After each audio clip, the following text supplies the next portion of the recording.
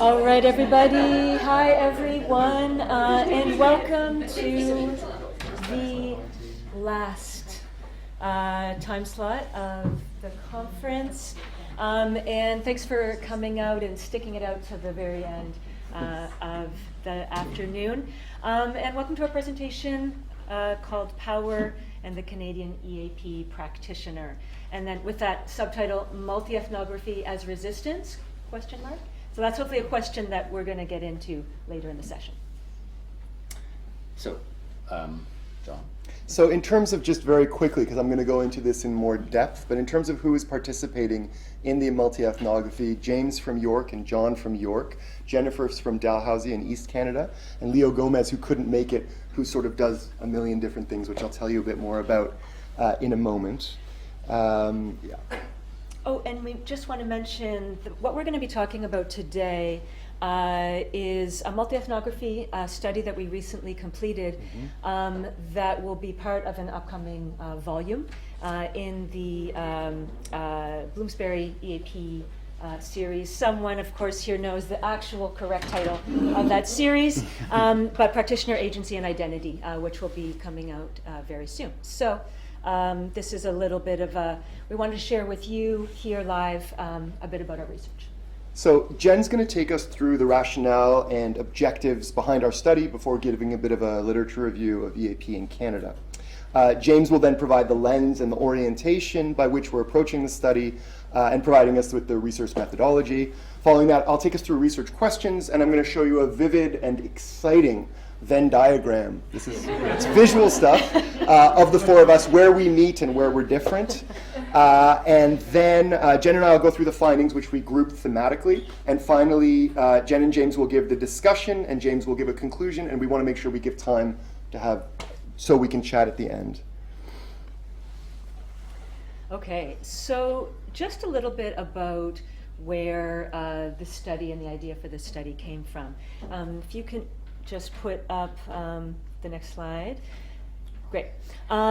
So this is just a little bit of an overview of the literature around EAP in Canada. So, but if you look at what's out there, what's been published, there's lots that's been studied and published around different aspects of EAP, really focusing on the classroom experience, curriculum, programs, etc., pedagogies. But this aspect of EAP practitioners and a focus on agency, identity, and especially when it comes into critical issues around power, this is absent from the literature, with a few exceptions. And so this is what prompted us to kind of delve into this area and to flesh out and to add to the literature around EAP. Right, so to orient you here, we have two columns here. So on your left is the sort of EAP as service type of understanding of what we're doing in EAP classrooms. On your right is EAP as a field. And just as our orientation to this research, we are taking the stance that EAP is a field. And so those characteristics of EAP sort of drive what we're doing here. And to understand it even better, we're adopting what Pennycook refers to as a critical applied linguistics lens. And specifically, we're drawing upon both, and these are my terms, not Pennycook's terms, but a neo-Marxist, and I reference Bloch and Hadley here, and post-structuralists, Canagaraja and Sousa Santos and Menezes. These approaches to understanding language and social relations of power. And we argue that adopting this type of lens affords an interrogation of power, right? And that would be the neo-Marxist focus, and subjectivities, right? Which would be the post-structuralist. And you'll see that in how we try to amplify the voices of those working in the field.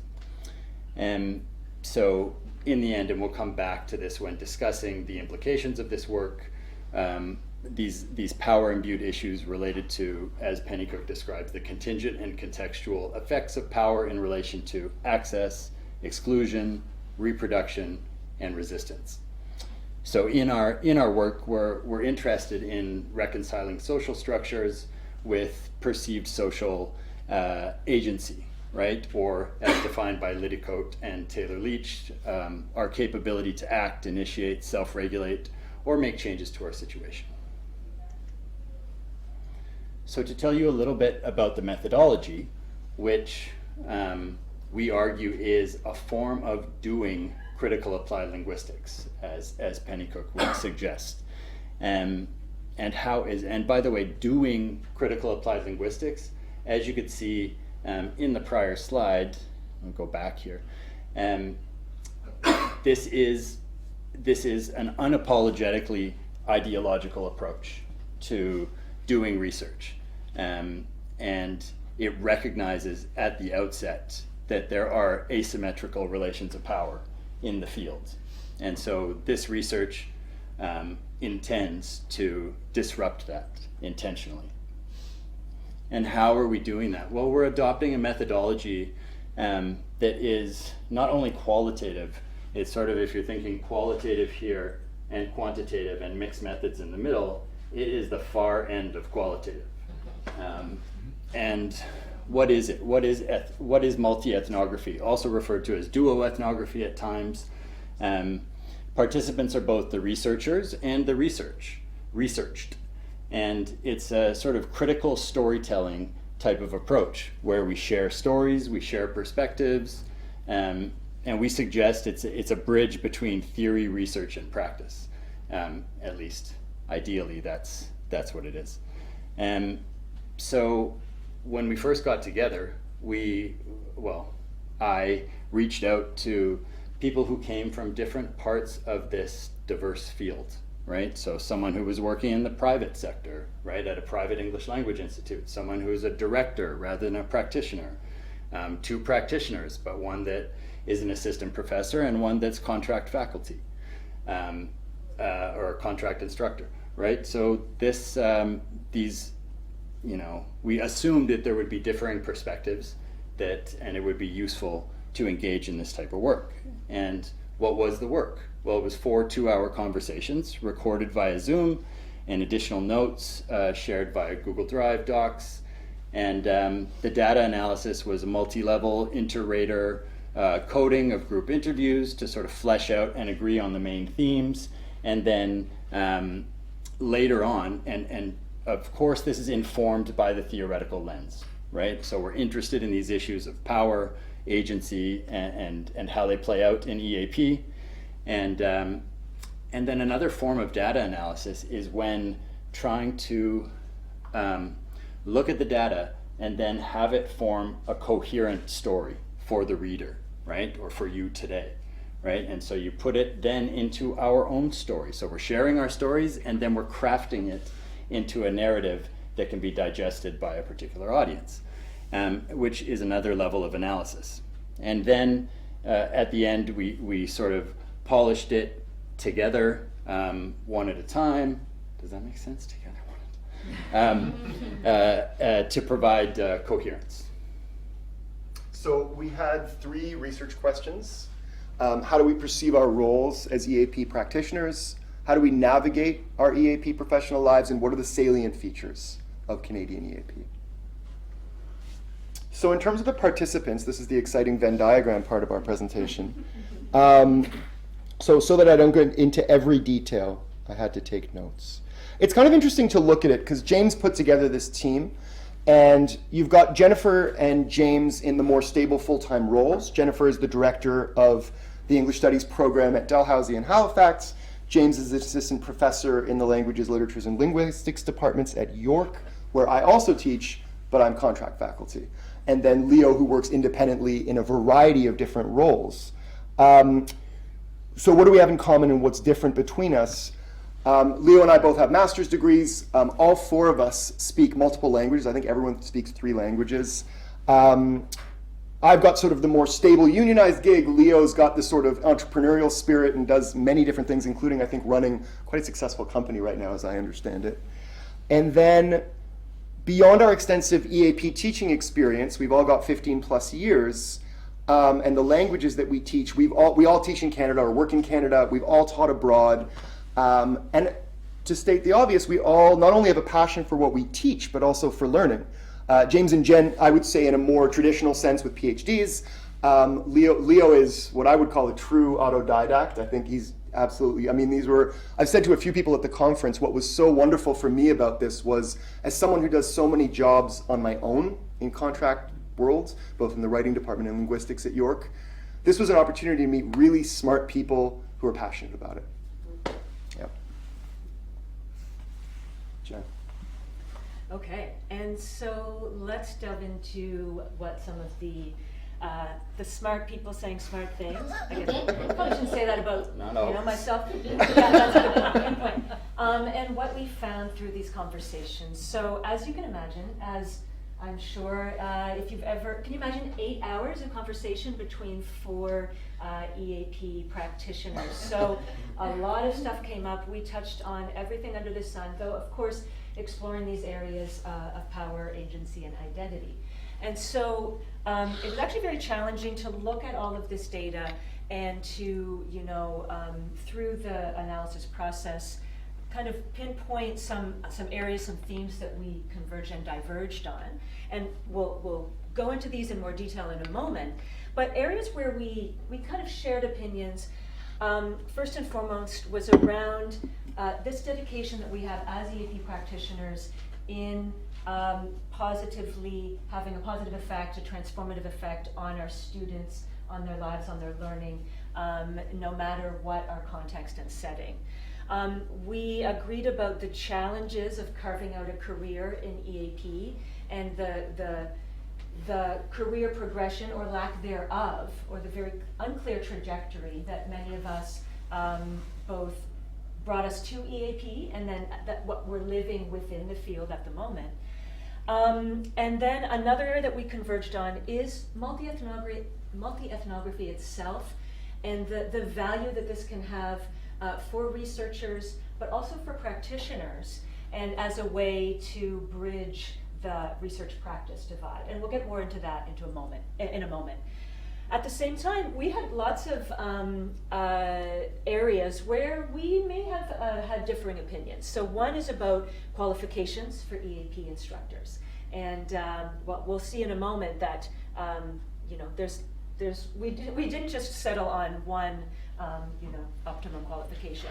As well, benefits of professional development, both in terms of, I guess, instrumental benefits as well as, personal intrinsic benefits, and also the place of unions, and what might be the best way to counter precarity within the field. So let's dive into some of the data and some of our conversations. And just before Jen dives into that, just this is a feature of a multi-ethnography, right? Is where you're identifying these convergent and divergent themes, thesis, antithesis, and synthesis, and you won't always end up at that place where you agree, right? And we maintain differences in some of these subjects. James and I will fight physically later. So in terms of EAP competencies, credentials, and autonomy, I think the great benefit of having experienced EAP practitioners of such different stripes is it guarantees us somewhat of a whole picture of what this looks like inside the educational institution.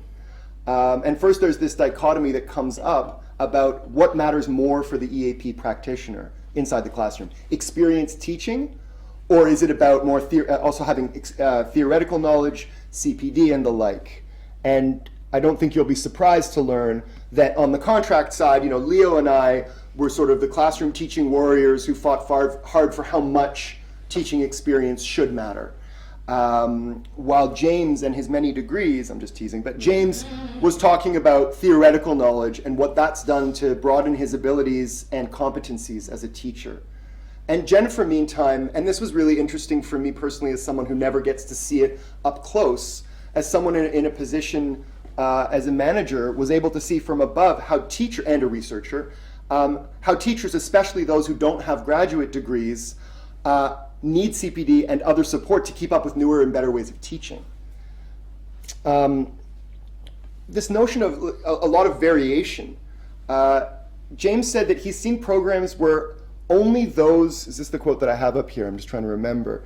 Only those with an undergraduate degree are team leads, and then you get others with the complete opposite. So we know there isn't a lot of consistency. In my personal experience at York, my wife who teaches in a program with John and Karen at U of T, a master's degree, please tell me if I'm wrong, I think a master's degree is, you can't get through the door without that. And it was very interesting because being at the conference, I'm learning, Daniel and I had a wonderful chat, and I'm learning it's possible to get full-time jobs, you know, at good universities in England, whereas that's becoming harder and harder in Canada.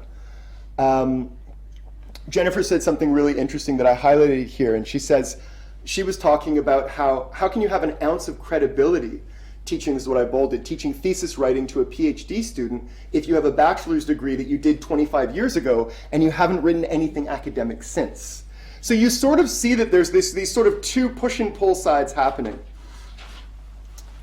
Okay, so another theme that was very prominent in our discussions was around neoliberal EAP.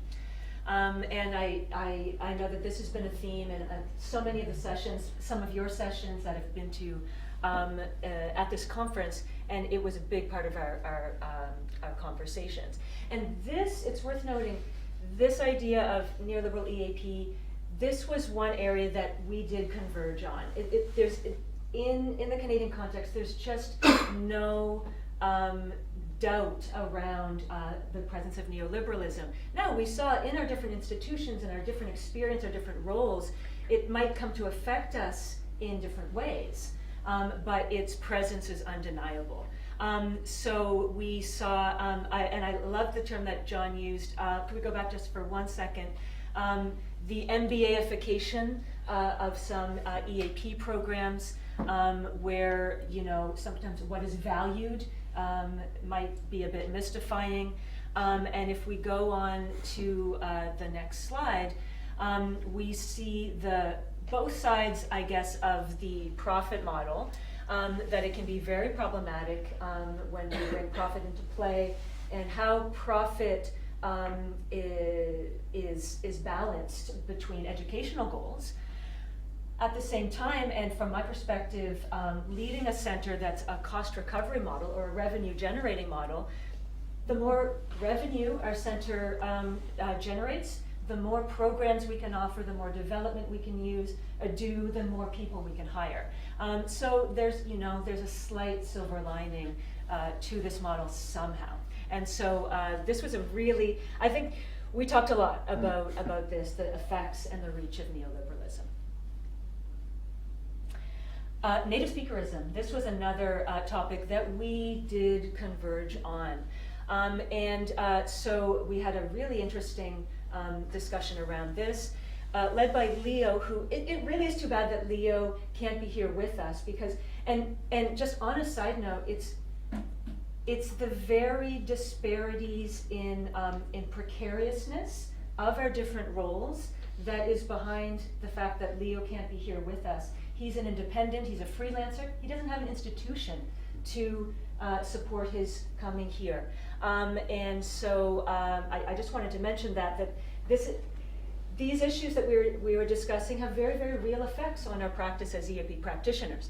But back to that, so Leo identifies as a non-native speaker of English, and so his perspective as a non-native speaker of English and getting a foot into the profession, also as a newcomer to Canada, was really enlightening.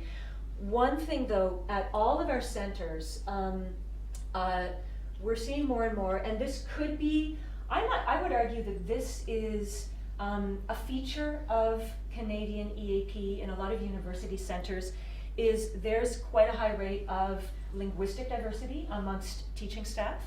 And although all of us had experienced in different ways native speakerism in the field, in Canada and outside of Canada, it does seem to be changing. And all of us agree that it's changing for the better in this respect.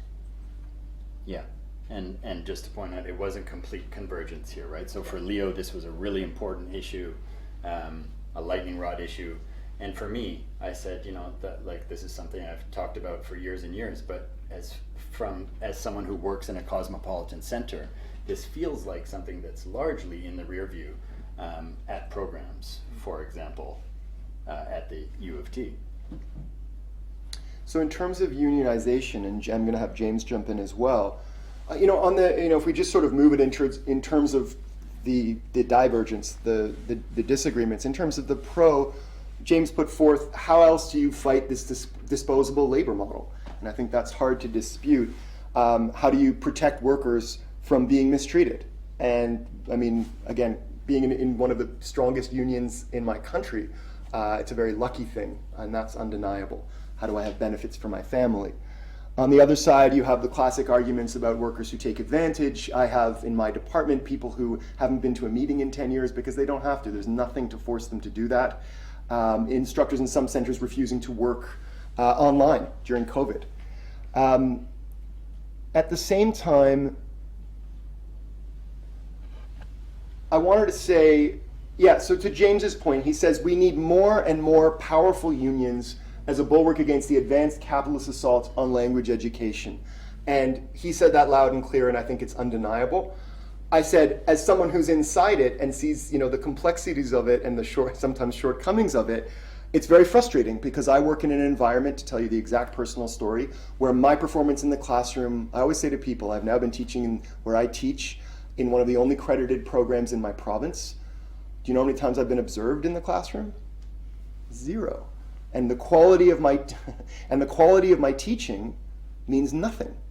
And that's extraordinarily frustrating. And there's nothing I can do to get a better job, teach the course that I want, none of those things. But I definitely wanted to let you jump in here so it's not just a negative point on unions. Yeah, and just playing devil's advocate, taking John's side here, it's because it's based on seniority in the union, right? So the longer you've been there, the more gigs you're going to get, regardless of the quality of your teaching, right? But I still argue that unionizing would be a positive thing for the majority of those who work in these range of higher education contexts. And just to make it clear, I agree. I just wish things could be different within that, And to add to it, we can't stop, right? Our multi-ethnographic vibe here. But to add to it, and we will get to this at the end, in looking at ways, if the larger goal is to counter precarity and to improve working conditions, unions are one way to accomplish that. Of course, there are other ways to regularize and to provide improved working conditions for staff as well. So this is the fun part of our conversation, as you can imagine. Yeah, and that disagreement continues.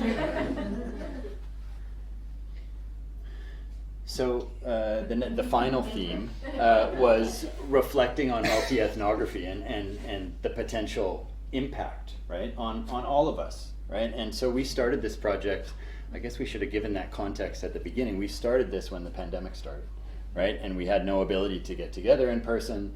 And so in many ways this was cathartic, right? So, and as Jennifer says, right, why do therapy when you can do multi-ethnography? It's also how you sold me on it. We were sitting on a hill in Toronto having a beer one summer, and James said, this is the project that I'm doing, you'd be interested. And I said, well, tell me more about it, because I don't know how it helps me as a part-time. And he said, John, it's going to be therapeutic. And he was right. It was totally therapeutic.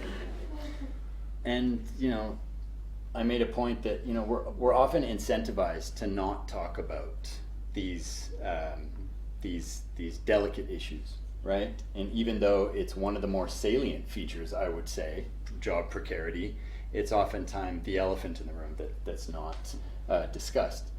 And this allowed us to do that. And so each and every one of us reflected on, whether it was validation of our opinions, whether it was affirmation of the work that we do, that we don't receive professionally. All of these things came to light through these conversations and through engaging in this sort of democratized form of research. And Leo says, it's helped me reflect on my experiences while sharing my perspectives. And if we're drawing, again, going back to the theoretical lens of what does praxis look like, right? So what is having an impact beyond this research project, right? This is what it looks like, right? Inspiring reflection and then making change in our lives. And so that was just a tiny bit. You can imagine the pages and pages of transcripts that we had from our chat. So we've tried to share with you some of the salient points from our data. But of course, it's always the question is, like, so what? What is the implications? What are the bigger issues that our discussions connected to?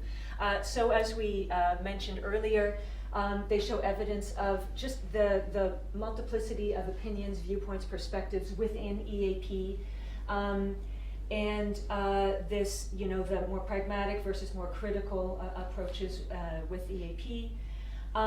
We see just this evidence of the different lived experiences and those, as I was saying earlier, the real life effects, the material effects that precarity and neoliberalism can have on our practice of EAP and our lives and our roles as practitioners.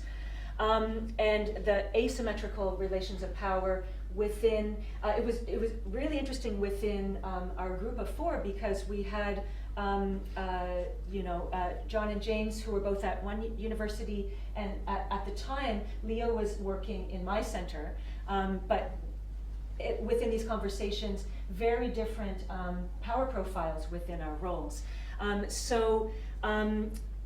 Looking at this and how this comes to play within the market, and it underlined, what we said before, this absolute dedication amongst all of the noise, let's say, of issues, of precarity, of the challenges. This focus that we all have that underlies our practice, and focus on student well-being and success is an important one. And finally, this question of what value multiethnography might have, and how it might best prepare us as EAP practitioners to participate not just in our in EAP as a field in our teaching lives, but also how to navigate the challenges that might come our way. Yeah, and precarity being top of the list of those challenges, right? And that's what the field of battle here, right? So doing this type of critical work, we'll go on to this discussion now, but is it just affirming and validating, or is there more value to it beyond that? And can it better prepare us to advocate for ourselves, to advocate for each other, and to attend to these obviously unequal relations of power that we identify through our conversations and that are clearly part of our material conditions that we work under. So again, these are open questions, right? So we make arguments that this critical storytelling approach can afford easy access for those with different levels of experience with research, right? And it doesn't necessarily result in, but can result in an increased engagement with scholarship for those who don't normally engage in that type of work as part of their EAP portfolio. As we said before, it's affirming and validating. It can promote camaraderie, shared purpose, and this was absolutely the case with us. As my old supervisor refers to, rather than coercive relations of power, which are so often apparent in the field, perhaps this is a chance to stimulate or provide the conditions for these more collaborative relations of power between practitioners and management, who are often also practitioners. And it can challenge these entrenched hierarchies, leading to critical practice. Again, slightly an open question, whether that is the case, right? So is this going to lead to change, right? And is critical reflection the only thing that we're accomplishing here in terms of praxis? So one of the things that a critical approach must do is be self-reflexive, right? So this can result in a lot of anger. It can result in sharing those feelings of it, as we saw in the social justice session yesterday afternoon. But it can also result in improved awareness, right, of these barriers and heightened social agency, right, which we argue is constrained oftentimes, this agency, especially among those with less certainty in terms of permanency of their jobs. And finally, it can lead to uncomfortable moments of tensions between participants, right? And this has to be a consideration. While it's good for the research, there's also an ethical component that needs to be considered, right? Can we share this work with our bosses if you are an instructor? Should this work be carried out just in a practitioner group between people who work at different institutions? Can it be done in the same institution between people with different roles and different perceived levels of power? Is that unethical, right? So I see some shaking heads and others.